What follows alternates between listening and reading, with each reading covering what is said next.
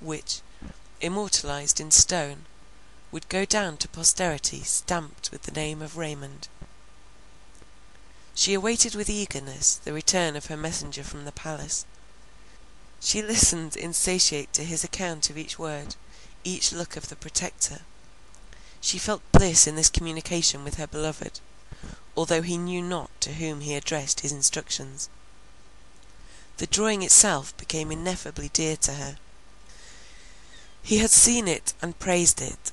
It was again retouched by her. Each stroke of her pencil was as a chord of thrilling music, and brought to her the idea of a temple raised to celebrate the deepest and most unutterable emotions of her soul.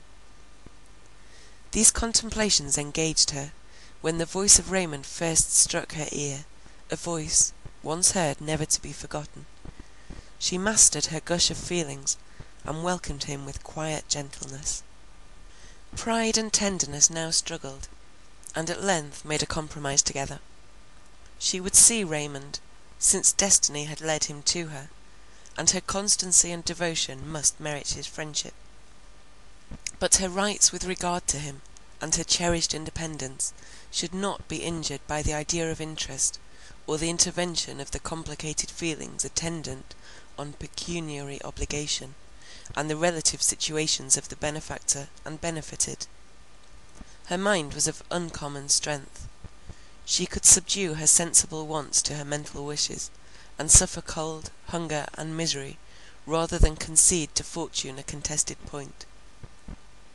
Alas, that in human nature such a pitch of mental discipline, and disdainful negligence of nature itself, should not have been allied to the extreme of moral excellence.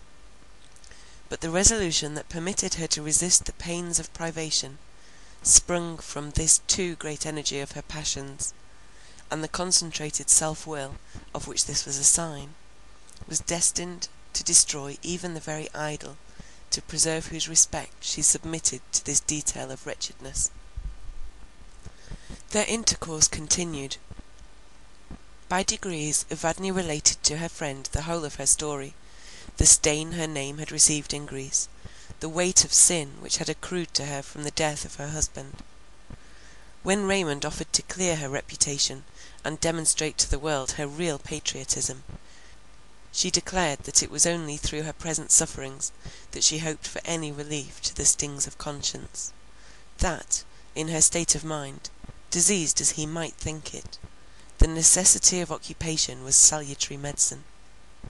She ended by extorting a promise that for the space of 1 month he would refrain from the discussion of her interests, engaging after that time to yield in part to his wishes.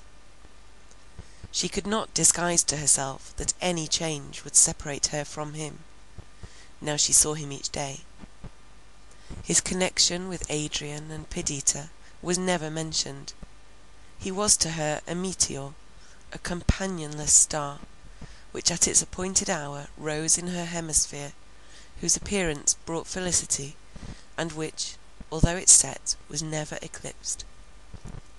He came each day to her abode of penury, and his presence transformed it to a temple redolent with sweets, radiant with heaven's own light. He partook of her delirium. They built a wall between them and the world. Without, 1,000 harpies raved, remorse and misery, expecting the destined moment for their invasion. Within was the peace as of innocence, reckless blindness, deluding joy, hope, whose still anchor rested on placid but unconstant water.